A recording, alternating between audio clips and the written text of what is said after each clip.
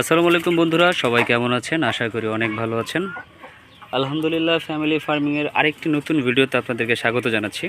তো আজকের ভিডিওটা যে বিষয়ে, সেই বিষয়টা হচ্ছে আমার সামনে আপনারা দেখতে পাচ্ছেন, এখানে এগুলো হচ্ছে গম, এগুলো হচ্ছে ভুট্টা, আর এগুলো হচ্ছে ধান। তো এই তিনটা জিনিস একসাথে নেওয়ার পিছনে একটা কারণ আছে, সেটা হচ্ছে আমরা অনেকেই শুনছি যে হাইড্রোপনিক পদ্ধতিতে ঘাস চাষ কীভাবে করতে হয় বা কীভাবে লাগাতে হয়, সেটা আমরা অনেকেই জানি না। তো প্রথম আমার যেটা হয়েছিল, আমারও জানা ছিল না। তো আমি ইউটিউবের মাধ্যমেই বলেন বা অন্য কারো কাছ থেকেই শিখছি।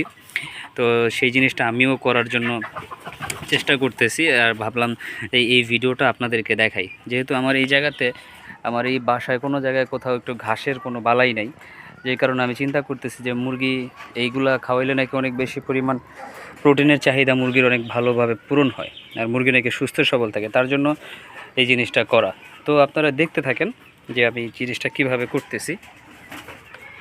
তো প্রথমত আপনারা দেখতে পাচ্ছেন আমার এখানে ভুট্টা আছে। তো ভুট্টা নিয়ে নিছি আমি একটা বালতিতে, এরকমভাবে পানিটা একটু ছাড়ি।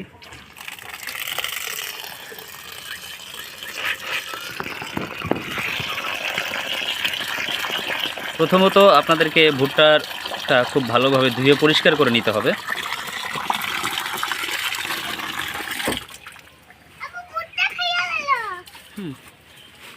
তো সবগুলোর ক্ষেত্রে প্রসেস একটাই মেনটেন করতে হবে, সেটা হচ্ছে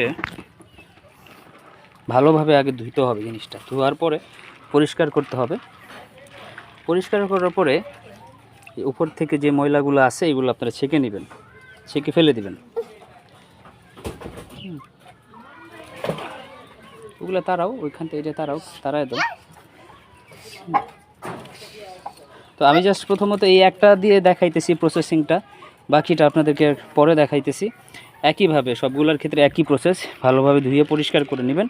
পরিষ্কার করে নেওয়ার পরে যেই ধাপটা হচ্ছে, সেটা হচ্ছে এই রকমভাবেই যতটুকু পানি আমি নিয়েছি, এই পানিটা নিয়েই আপনাদেরকে পুরা 24টা ঘন্টা রেখে দিতে হবে। মানে এক কথায় এদেরকে জাগ দিতে হবে। একটা অন্ধকারাচ্ছন্ন জায়গায় এদেরকে জাগ দিয়ে রাখতে হবে। পানিটা, উপরের পানিটা আমি আপাতত ফেলে দিই।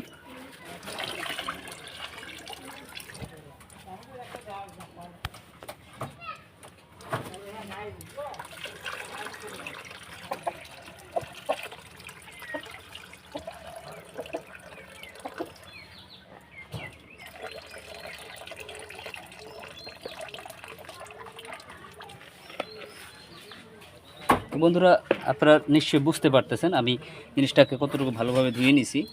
ধুয়ে নেওয়ার পরে এটাকে আমার পরিমাণ মতো, যাতে পুরাটা ভুট্টা পানির নিচে থাকে, এরকম পরিমাণ পানি নিয়ে নিতে হবে। ঠিক আছে? একইভাবে আপনি ধান ইউজ করলে ধানের ক্ষেত্রেও আপনার সেম কাজটা করতে হবে, গমের ক্ষেত্রেও আপনার সেম কাজটাই করতে হবে।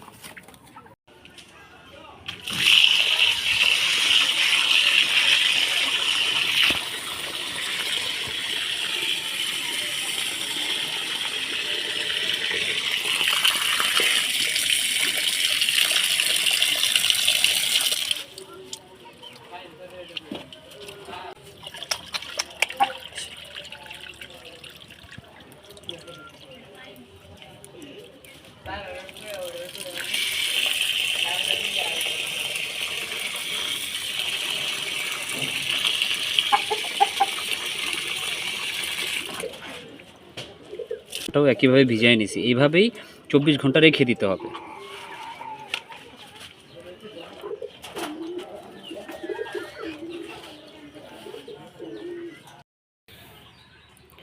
তো বন্ধুরা, আপনারা দেখতে পাচ্ছেন আমার ভুট্টাগুলো এই যে পানির নিচে আছে, ধানগুলো পানির নিচে, গমগুলোও পানির নিচে।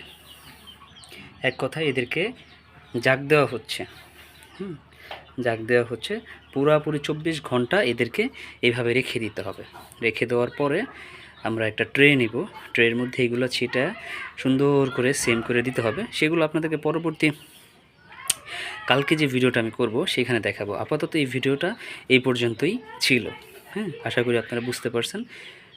সবাই ভালো থাকবেন, সুস্থ থাকবেন। আসসালামু আলাইকুম।